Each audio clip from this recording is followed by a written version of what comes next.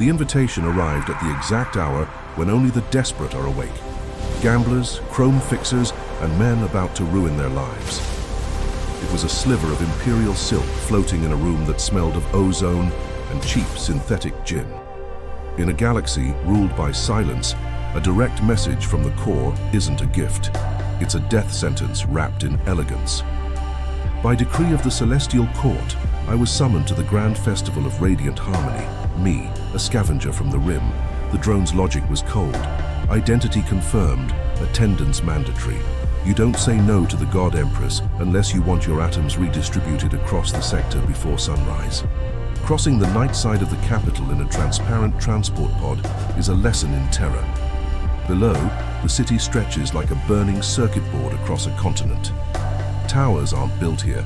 They are grown from carbon lattice and ego, reaching up to touch the feet of those who decide if we breathe or burn. Above the clouds floats the palace, a crown of black glass and gold held aloft by engines that hum with the power of captured stars.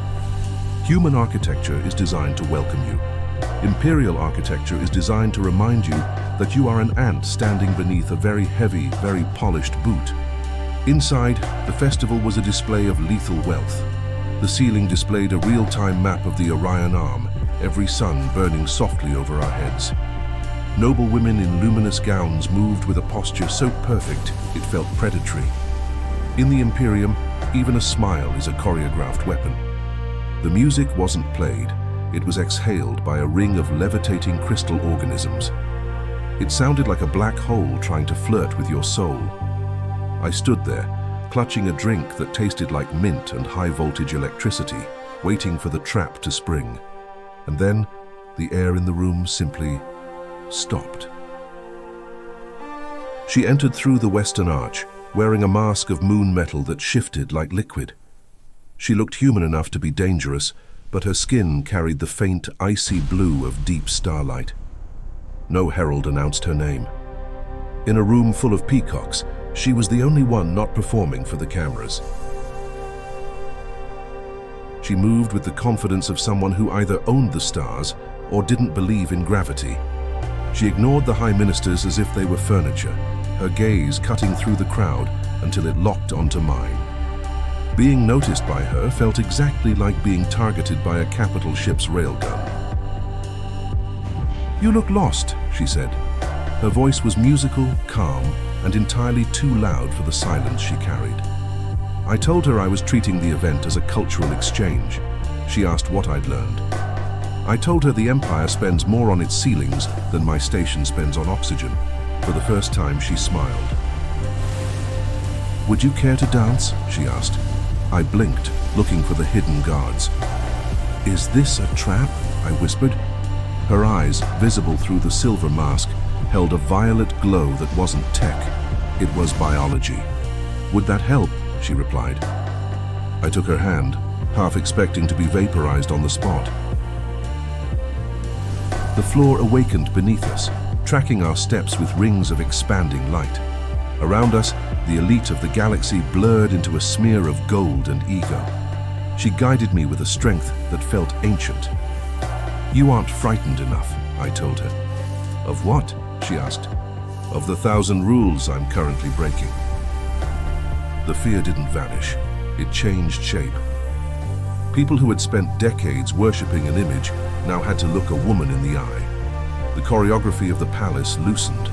The rigid lines of the Empire began to blur, as if the entire civilization had finally been allowed to exhale. I looked at the giant holographic projection of the Empress towering 3 stories high, serene, perfect, and dead. Then I looked back at the woman in my arms. If a ruler stepped off her throne and entered her own celebration unnoticed, she asked, what would disappoint her more? That no one recognized her, or that everyone preferred the image? The answer was honest, and honesty is a riot in a palace of lies. "The image," I said. "Always the image." At that moment, the fastening of her mask caught. It hit the floor with a sound that echoed louder than a supernova. Silence moved faster than light. The music died.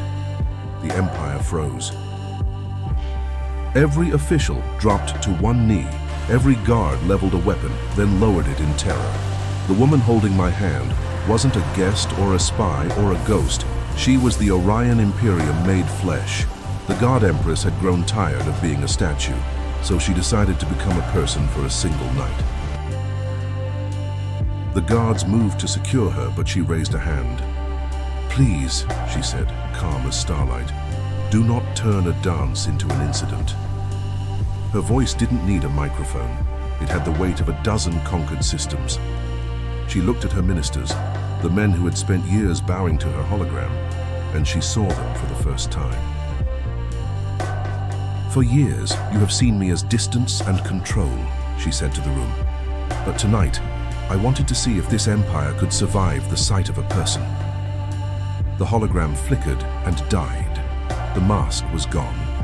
The myth was broken, and in its place was something much more terrifying, a ruler who could see you back. We finished the dance. Above us, the artificial stars shifted from a rigid grid into a spiraling galaxy. I asked her if it was worth it, to trade the safety of the mask for the danger of being known.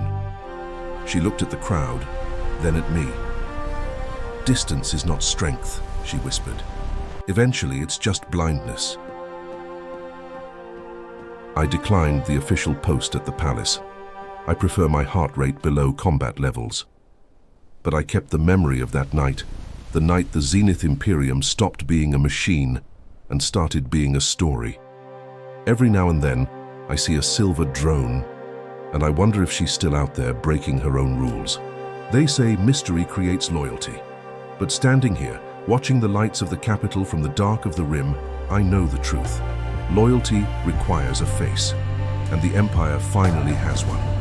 I am the witness to the Empress's ghost, and the galaxy will never be the same.